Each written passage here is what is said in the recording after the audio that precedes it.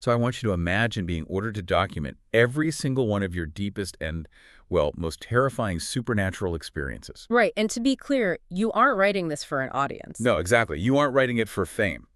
You are writing through the night, completely physically exhausted, often in the pitch dark, and you do this for 34 years straight. Yeah. Yeah.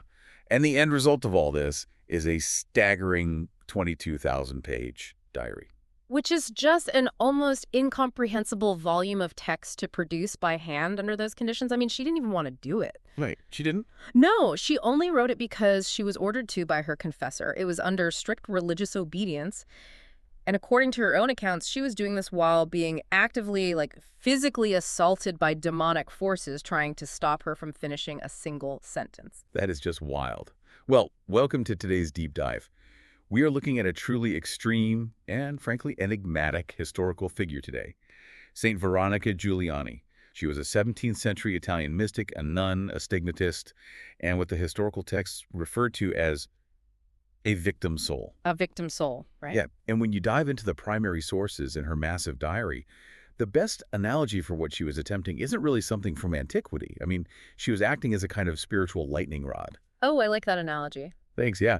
Like in theology, a lightning rod deliberately attracts a catastrophic, lethal strike into itself and grounds it, right? It absorbs the damage so the house doesn't burn down. Mm. She was deliberately pulling the suffering of the world into your own physical body. That mechanism, absorbing destruction to protect others, that is the absolute core of her identity.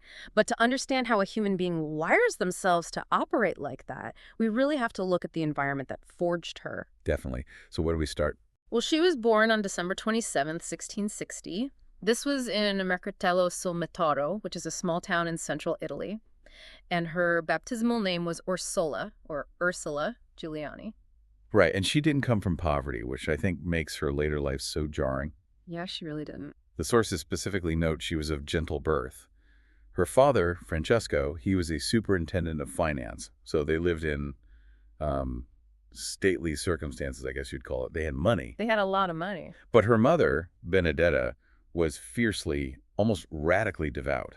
And that devotion introduced this deeply macabre consecration into Ursula's life before she even hit puberty. Yeah, this part is intense. So when Ursula was just 7 years old, her mother died at the age of 39. And on her deathbed, Benedetta called her 5 surviving children into the room. Okay. She held up a crucifix and formally consecrated each child to one of the 5 wounds of Christ. The nail holes in the spear wound. Exactly. The nail holes in his hands and feet and the spear wound in his side.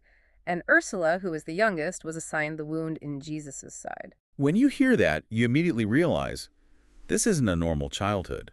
Being handed a literal deathbed mandate tied to a physical wound of a crucifixion at, 7 years old? 7? Yeah. That frames your entire psychological development around suffering as a form of ultimate love? It completely sets the stage. But, the historical sources try to claim she was already showing signs of sanctity way before this. Oh, right. The shopman story. Yes. Yeah.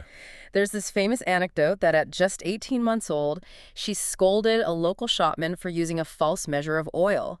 She allegedly told him, quote, "Do justice, God sees you." Which is linguistically and developmentally impossible for a toddler. Totally impossible. I mean, an 18-month-old. No way. Right. When you hear about a baby delivering perfect, morally complex sentences, your first instinct is to roll your eyes. It's classic myth-making. Oh, absolutely. But what it actually reveals is incredibly important. It shows how her family and her early biographers viewed her from infancy. I mean, they projected this profound, otherworldly intensity onto her from day one. Yeah, they needed her to fit a specific narrative, the narrative of inevitable holiness. But if you look at her own diaries, which she wrote decades later, they completely contradict that sanitized image. Oh, really? So she wasn't this perfect angel child? Not at all. She was actually quite difficult.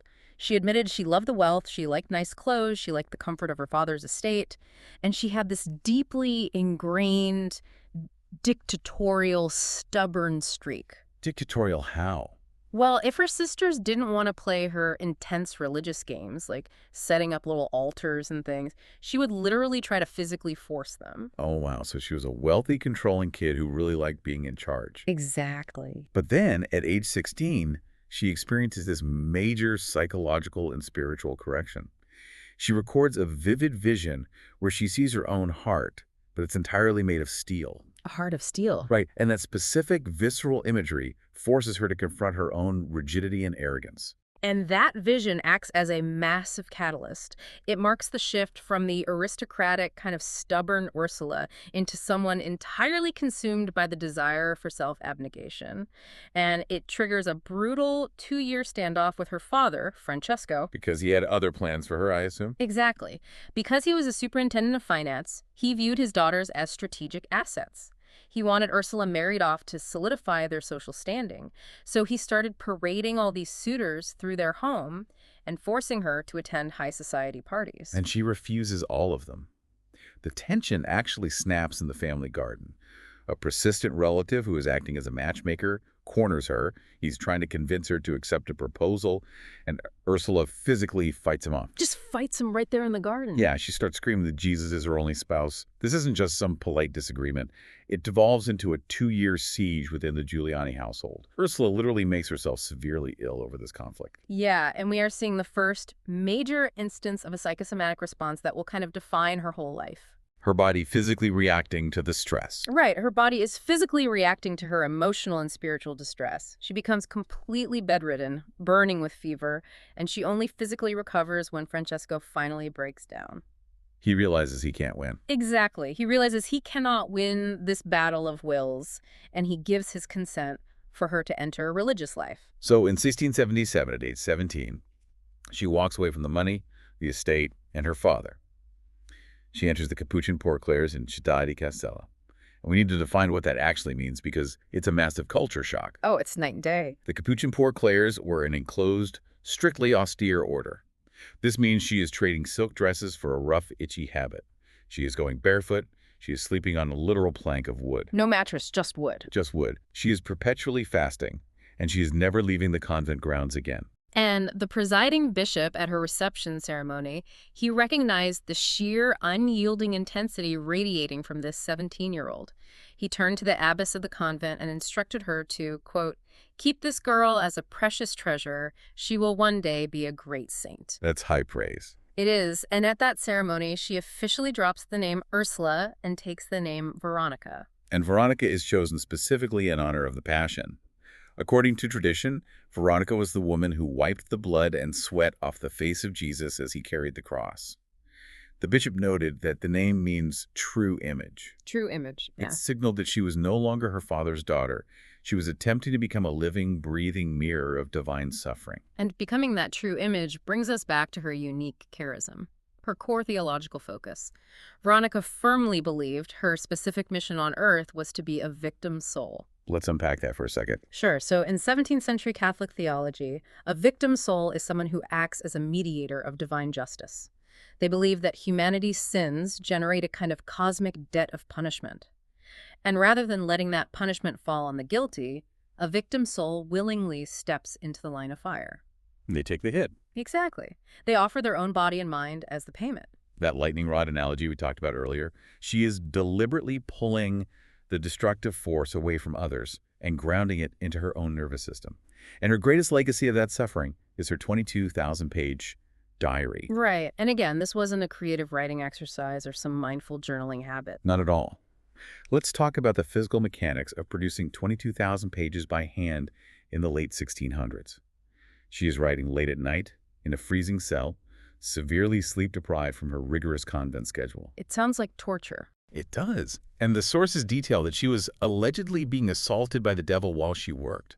Like he would physically attack her, punch her in the eye, throw her out of her chair. He would even hide her ink and pencils, screaming, "Damned writings!" From a psychological standpoint, this is just a terrifying landscape. You have a woman pushed to the absolute limits of physical endurance, fasting constantly, sleeping on wood, writing until her hands bleed. Yeah. Whether you view the demonic attacks as literal supernatural entities or, as profound hallucinatory manifestations of her own internal exhaustion, doubt, and trauma, the physical toll was undeniably real. She was documenting encounters with alternate dimensions while her physical body broke down. But the craziest part about her is that she wasn't some detached, floating mystic just staring at a wall all day. She was aggressively grounded in reality. I mean, she served as novice mistress for 34 years and abbess for 11. Which is a massive operational responsibility. Being novice mistress means you are in charge of shaping the psychological and spiritual development of young teenagers entering the convent. You have to weed out the frauds, comfort the homesick, and maintain absolute discipline. And she was ruthless about practicality. She explicitly forbade her young novices from reading mystical books. I love that detail. Right. The woman having daily visions of hell and writing a massive diary about the supernatural is telling her students to stop trying to be mystics and go sweep the floors. And when she became abbess, she even modernized the convent by having a proper system of water pipes installed so the nuns wouldn't have to haul water by hand. She understood the immense danger of seeking out mystical experiences just for the sake of ego. She knew that if her nuns weren't grounded in humility and, manual labor, their spirituality would become toxic. He wanted them scrubbing floors, not floating in the clouds. Exactly. And her intense pragmatism makes the terrifying claims in her diary so much harder to easily dismiss, because they are written by an administrator who cared deeply about the convent's plumbing. You would think the church would celebrate someone this dedicated, but her most severe opposition actually came from the inside. Early on, the other nuns and her own novice mistress relentlessly mocked her. They treated her extreme piety as just arrogance. But it escalated to a much more dangerous level later on, didn't it? It did. The Holy Office, basically the Inquisition, and her local bishop launched a massive investigation into her. And to understand that, you have to look at the political paranoia of the era. The Vatican in the late 17th century was absolutely terrified of a heresy called Quietism. Quietism. Yeah, Quietism was this belief where people claimed they had direct, unmediated communication with God, basically bypassing the church's authority entirely. Ah, I see. So a nun claiming she was physically fighting demons and receiving direct instructions from Christ was a massive political and theological threat. I have to admit, I struggle with the church's logic here, though. The Catholic Church venerates St. Francis of Assisi, who was the founder of her overarching order, specifically because he experienced these exact same mystical phenomena. So why would they lock up Veronica for experiencing what their own founder experienced?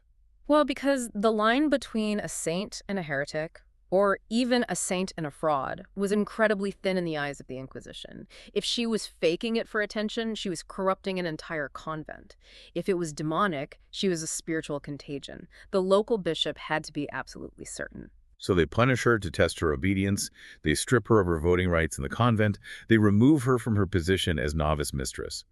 And they locked her in the infirmary for 50 straight days under constant, rigorous, almost hostile observation to see if she cracks. Just brutal. But she doesn't. She accepts the humiliation completely, which eventually convinces the bishop of her authenticity, and she is reinstated. Which brings us to the actual phenomena the Vatican was investigating, the surreal, supernatural elements of her life. And just a quick reminder as we dive into this part, we are impartially reporting the events as they are recorded in the historical affidavits, the medical records, and her diaries. We are exploring her lived reality. Right. So, starting in 1681, she receives what she describes as the mystical crown of thorns. And this wasn't just a metaphor for having a bad headache. According to the medical records of the convent, massive visible swelling appeared all around her head. Real physical swelling. Yes. Doctors were brought in, and they were completely baffled by the presentation. They tried to treat it with, the brutal medical interventions of the 1600s, bleeding her, applying painful blistering agents, but nothing reduced the swelling or the agony. Then on Good Friday, April 5th, 1697, she receives the Stigmata. She wrote that while she was looking at a crucifix, she saw 5 shining rays of light shoot out from the wounds of the Christ figure. As they approached her, they turned into little flames that literally pierced her hands, feet, and heart. There is also the account of her mystical marriage in 1694. This was a vision where Jesus placed a ring on her finger, but a ring taken directly from the wound in his side. The consistent theme here is that her spiritual encounters always carry a visceral, physical cost. She really is the true image. The theology is written directly onto her flesh. But it wasn't just celestial visions either. She had horrifying visits to hell. Her diary vividly describes the literal, suffocating stench of it, the architecture of the abyss and seeing the seat of Lucifer. And acting on that victim's soul charism, she made an offer that is almost incomprehensible in its empathy. What did she offer? She offered to literally stand in the doorway of hell, arms outstretched, to physically block souls from falling in. She recorded a prayer where she told God, As long as I stand in this doorway, no one shall enter. To willingly place your own consciousness in a state of ultimate torment just to spare complete strangers, I mean, it is a staggering concept. This relentless drive to save souls is probably best illustrated by the historical narrative of her fight for Sister Angelica. Oh yes, Sister Angelica. She was a nun in Veronica's convent, but she was entirely adversarial. She didn't follow the rules, she caused constant friction, and she deeply opposed Veronica. But when Angelica was dying, Veronica didn't abandon her. She prayed at her bedside day and night. And according to Veronica's writings, the devil was absolutely furious that she was trying to mediate for Angelica's soul. Mm, Veronica described being physically attacked by a demon that manifested as a cat. the cat. Yeah, a cat. It would jump on her and physically strike her as she tried to walk down the halls to the chapel to pray for the dying nun. That is terrifying. Well, Angelica eventually dies, and Veronica receives a revelation that Angelica was saved from hell, but is trapped in purgatory. Basically a state of purification where souls suffer for their unresolved earthly attachments. Right. Veronica visits purgatory in a vision and sees Angelica's soul suffering, appearing to her as a terrifying animal. So to free her, Veronica willingly takes on horrific physical suffering, essentially experiencing her own personal final judgment in advance, just to expiate Angelica's sins. And regardless of whether you interpret the demon cat and the visions of purgatory as literal supernatural events, or as profound psychosomatic projections of a mind burdened by extreme vicarious trauma, the result is the same. The pain was real. Her physical suffering was undeniably real. Her commitment to taking on the pain of her enemies dictated her entire existence. And this intense connection between her spiritual empathy and her physical biology culminates in one of the most bizarre medical mysteries on historical record. We have to examine her death and the autopsy that immediately followed. The end of her life was highly symbolic. On June 6, 1727, right after receiving communion, Veronica suffered a massive stroke. What followed was a highly scrutinized period of exactly 33 days of agonizing physical and moral suffering. The other nuns described it as a purgatory on earth, and they noted that the 33 days directly mirrored the 33 years of Jesus' life. Finally, on July 9, 1727, at dawn, she died at the age of 66. Her final recorded words were, "Love has let himself be found." But the strangest chapter of her story begins hours after her final breath. So while Veronica was still alive, she confided in a fellow nun, Blessed Florida. Veronica told Florida that the mystical wound she felt in her heart wasn't just a spiritual ache. She claimed her internal physical heart muscle actually bore tiny physical symbols of the instruments of the Passion, like a crown of thorns and a lance. Wow. Furthermore, she claimed her heart was carved with specific letters representing her religious vows. P for passion, O for obedience, V for volunta, meaning will, F for faith, and C for caritas, or charity. But Blessed Florida didn't just take her word for it, right? No, she didn't. She sat down and sketched these symbols and letters out on paper, exactly as Veronica described them, while Veronica was still alive and breathing. Okay, so she documented it beforehand. Yes, so Veronica dies. That very afternoon, local doctors and the bishop arrive to perform a formal autopsy. They open her chest cavity, they remove her heart, and they slice the organ in half. Okay, brace yourself for this. Right. According to the official historical and medical records of that day, the witnesses signed sworn affidavits stating that they found actual physical incisions inside the right and left ventricles of the heart muscle. The incisions perfectly matched the instruments of the Passion, and they found the exact alphabetized letters P, O, V, F, C that Blessed Florida had sketched beforehand. From a modern biological perspective, finding alphabetized Latin letters formed by tissue anomalies inside a human heart defies all anatomical explanation. It's completely impossible. How is a modern mind supposed to process a recorded, witnessed, legally sworn 18th century autopsy that claims internal tissue naturally formed into the letters P, O, V, F, and C? I mean, it forces us to confront the absolute limits of our understanding regarding the mind-body connection. In states of lifelong, extreme religious ecstasy, trauma, and hyper-focused visualization, how much can the mind actually alter the physical architecture of the body? That's a huge question. The doctors and bishops present swore under penalty of perjury that what they saw was real. Following her death and the subsequent investigations into her diary and autopsy, she was canonized as a saint in 1839. Initially, when her grave was opened, her body was found to be incorrupt, meaning it hadn't decayed naturally. Tragically, centuries later, her remains were severely damaged by a local flood. Today, her surviving relics, primarily her skull and bones, are housed inside a lifelike wax figure in the sanctuary in Città di Castello. But her influence isn't confined to that town. Her impact is actively globalizing. Really? Where else? Well, in 2016, the very first church dedicated to her outside of Italy was consecrated all the way in Lebanon. It proves that the concept of the victim soul still resonates deeply across different cultures today. When you pull all these sources together, you are left looking at a woman of ultimate, almost terrifying extremes.